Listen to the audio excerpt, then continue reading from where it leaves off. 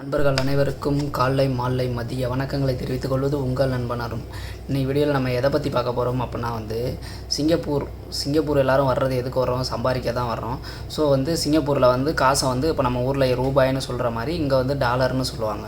So Singapore டாலர்ஸை பற்றி தான் பார்க்க போகிறோம். சிங்கப்பூரில் என்னென்ன மாதிரியான நோட்டுகள் புழக்கத்தில் இருக்குது, என்னென்ன மாதிரியான சில்லறை காசுகள் புழக்கத்தில் இருக்குது, அதோட படம் என்ன, அந்த சிங்கப்பூர் டாலரில் இருக்கிற படம். இப்போ நம்ம ஊரில் இருக்க படத்தில் காந்தி தாத்தா இருப்பார், அது மாதிரி இங்கே ஒருத்தரோட படம் இருக்குது. அது யார், சிங்கப்பூர் எப்போ டாலர் உருவாக்குனாங்க, சிங்கப்பூர் அந்த டாலரை டிசைன் பண்ணது யார் அப்படின்ற எல்லா தகவல்களையும் இந்த ஒரே வீடியோவில் பார்க்கலாம். வாங்க வீடியோக்குள்ளே போகலாம்.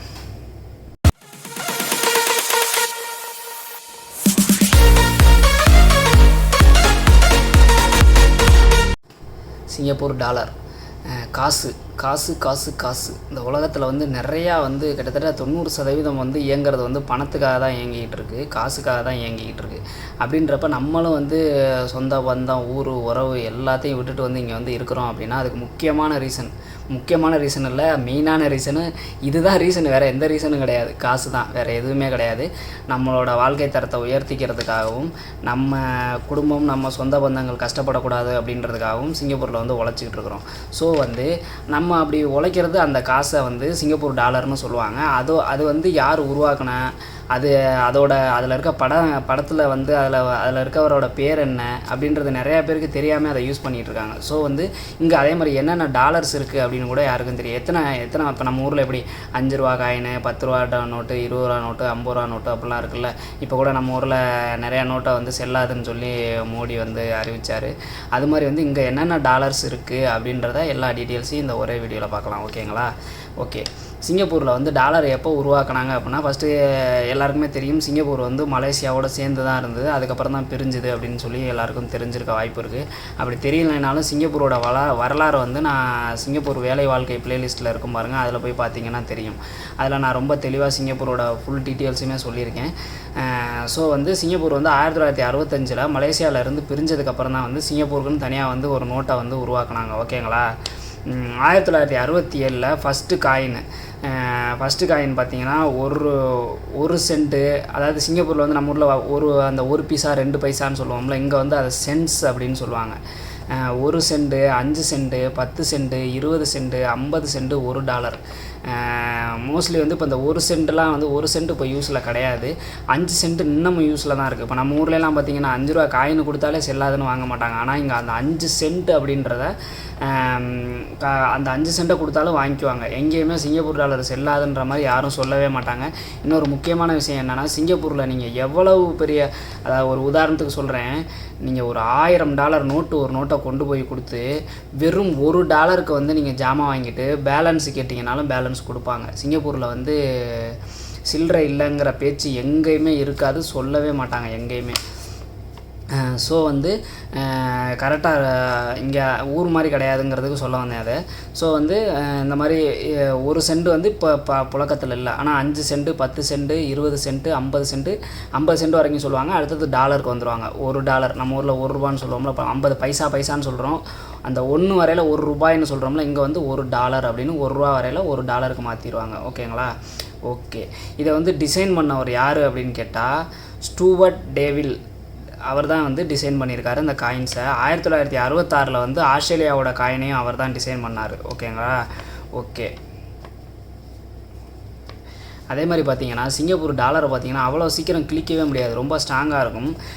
அது ஏன்னு பார்த்தீங்கன்னா, நம்ம சாதாரண பேப்பர்லேயும் இந்த டாலர்ஸ் தயார் பண்ணுறாங்க, பாலிமார் பிளாஸ்டிக்லேயும் தயார் பண்ணுறாங்க. ஸோ 2 விதமான பேப்பரில் தயார் பண்ணுறதுனால நல்லா ஸ்ட்ராங்காக இருக்கும்.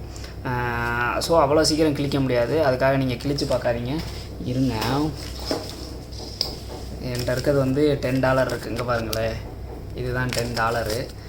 நான் பக்கத்துலேயே இன்னும் ஃபோட்டோ டிஸ்பிளே பண்ணுறேன். இங்கே பாருங்கள், $10. இது பார்த்தீங்கன்னா இந்த இடத்துல பார்த்தீங்கன்னா தெரியும், பிளாஸ்டிக் மாதிரி கண்ணாடி மாதிரி தெரியுதா? என் கண்ணு தெரியுதா? இதுதான் சிங்கப்பூர் டாலர். இது $10. ஓகேங்களா?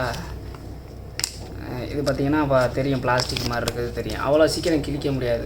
எனக்கு கிழிக்கணும்னு நினச்சா கிழிச்சு போடலாம், பட்டு ஊர் அளவுக்குலாம் இருக்காது, அவ்வளவு குவாலிட்டி கம்மியாக இருக்காது, நல்லாயிருக்கும். ஏன்னா அவங்க இது தயாரிக்கிறதுக்கே அதிகமான அமௌண்ட்டு ஸ்பெண்ட் பண்ணுறாங்க.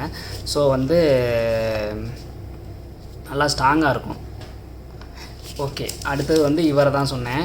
இதில் இருக்கார்ல, இவர் வந்து யார் அப்படின்னு பார்த்தீங்கன்னா, இதில் எத்தனை பேருக்கு தெரியும்னு தெரில. நான் வீடியோ போடுறதுக்கு முன்னாடி, அப்படி நான் இப்போ சொல்கிறதுக்கு முன்னாடியே உங்களுக்கு தெரியும் அப்படின்னா இவரோட நேமை கமெண்ட் செக்ஷனில் சொல்லுங்கள். இவரோட நேம் என்ன அப்படின்னு பார்த்தீங்கன்னா, என்சிக் யூசுப் பின் இசாக் என்சிக் யூசுப் பின் இசாக் இவர் பேர் வந்து. இவர் தான் பார்த்தீங்கன்னா ஃபஸ்ட்டு பிரசிடெண்ட், சிங்கப்பூரோட முதல் பிரசிடெண்ட் வந்து இவர் தான். நம்ம ஊரில் எப்படி அப்துல் கலாம் ஐயா வந்து முதல் பிரசிடெண்ட் அப்துல் கலாம் கிடையாது, அப்துல் கலாம் மாதிரி இவரும் வந்து சிங்கப்பூரோட முதல் பிரசிடெண்ட். அதனால் முதல் பிரசிடெண்ட்டோட படத்தை தான் வந்து இதில் வந்து வச்சுருக்காங்க. ஓகேங்களா? ஓகே, இப்போ வந்து நம்ம காயின்ஸை பற்றி பார்த்துட்டோம். டாலர்ஸ் என்னென்ன டாலர்ஸ் இருக்குது அப்படின்னு பார்த்தீங்கன்னா, $2, $5, $10, $50, $100, $1000, $10,000. ஓகேங்களா? இது வந்து இதெல்லாம் வந்து டாலர்ஸ் வந்து இந்த மாதிரி, அதாவது நோட்டாக வந்து இருக்கிறது வந்து இந்த டாலர்ஸ் தான். $2 note, $5 note, $10 note, $100 note, $10 note, $50 note, $100 note, $1000 note, $10,000 note. $10,000 வரைக்கும் ஒரே பேப்பரில் $10,000 வரைக்கும் இருக்குது. ஆனால் நான் அதிகபட்சம் $1000 வரைக்கும் கண்ணால் பார்த்துருக்கேன். $10,000 நான் இது வரைக்கும் நேரில் பார்த்ததே கிடையாது. ஆனால் $1000 வரைக்கும் பார்த்துருக்கேன். சிங்கப்பூர்லாம் பார்த்திங்கன்னா மோஸ்ட்லி நம்ம புழக்கத்தில் அதிகமான நோட்டுகள் புழக்கத்தில் இருக்கிறது பார்த்திங்கன்னா $50 நிறையா இருக்கும். இப்போ நம்ம ஏடிஎம்லேயே போனோம்னாலும் எவ்வளோ பணம் எடுத்தாலும் வெறும் $50 தான் அதிகமாக வருமே ஒழிஞ்சு $100 ரொம்ப குறைவாக தான் வரும். மோஸ்ட்லி எனக்கெல்லாம் வந்ததே கிடையாது $100. $50, $10 அது மாதிரி தான் அதிகமாக வரும். ஓகேங்களா?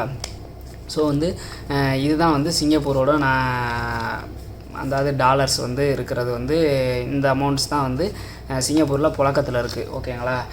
ஆனால் வந்து இப்போ பார்த்திங்கன்னா எல்லாருமே வந்து சிங்கப்பூர்லன்னு இல்லை, இந்தியாலையும் சரி, எல்லாருமே பணப்புழக்கத்தை கம்மி பண்ணிக்கிட்டாங்க. எல்லாமே வந்து ஃபோன்லேயே எல்லாத்தையும் மாற்றி விட்டுக்கிறாங்க. கூகுள் பே, இந்த ஸ்கேன் பண்ணுறது, அது மாதிரி வந்து பணப்புழக்கமே ரொம்ப குறைஞ்சிருச்சுன்னு தான் சொல்ல முடியும்.